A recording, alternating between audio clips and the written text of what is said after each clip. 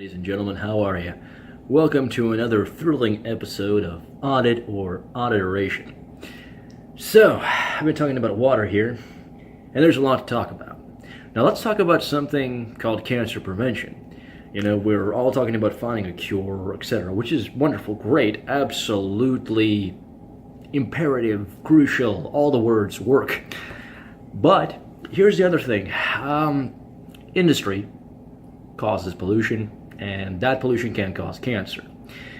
Now, there's something very interesting that I found out about by reading Alex Prudhomme's book, The Ripple Effect. I'm reading so many water books that I forget the names of them, but okay, it's called a legacy pollutant. And one of the legacy pollutants that's most vexing is PCBs, and that stands for, polychlorinated biphenyls.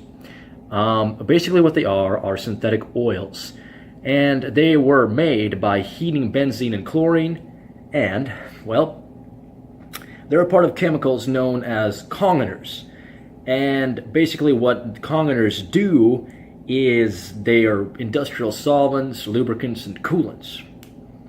Okay, so that was what was used for a really, really long time until people found out about all of the effects that such a thing had on, for instance, your endocrine system.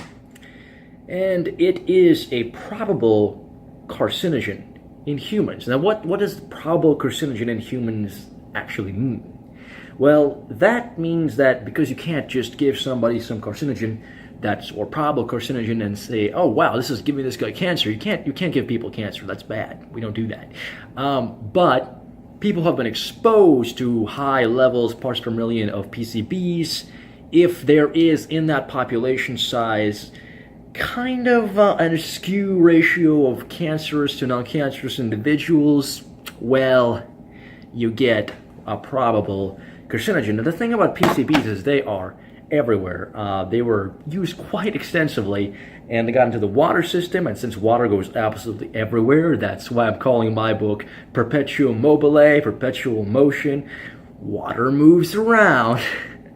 It's in the Antarctic. It's been found in Eskimos and even tribes in the Amazon, because here's another thing about water. Not only does it flow places and get into rocks and cracks, and it evaporates. So this legacy pollutant is really hard to get rid of. Fortunately, we've become more environmentally minded, and companies are, I don't want to say doing their best, but it would seem that they've upped their ante because they're breathing this stuff too, but we still have to keep people accountable. The most important thing now is to keep an eye out for this kind of information. I personally was so surprised by finding out about all these things, like what happened with the Housatonic River, what happened with Newtown Creek, for instance. Just huge levels of pollution that have gone really, really underreported. I mean, I didn't find out about this until I read specific books in a specific niche subject. Maybe because some of these cases are kind of old, but then again, it resurfaced in 2010 in the case of the Newtown Creek when, there was so much oil underneath the city from years and years of industry. And as I was talking to people about, hey, I'm doing a project on water because I found in a book it's obviously an issue, they looked at me like I was just being a nosy hippie. And look, I'm not a hippie, I'm just a guy that likes to read and likes to research and come to understand things, and my skill happens to be writing, so I decided to apply it in this case. Now the thing of it is, well, why should we worry about water? Well, because you drink it, it's an access resource, it underlies absolutely everything, and we're using it a lot. Not just for drinking it for washing ourselves, we're using it to build things, to manufacture clothing, and as we're doing that, it draws down the amount of water we have in certain locations, and as it's drawn down, it makes it more likely to become polluted and to go down in quality, so the incidences of things like cancer go down. So if you're interested in preventing cancer, you should pay attention to your water supply, and not just cancer, but a host of other problems, including thirst and death, and less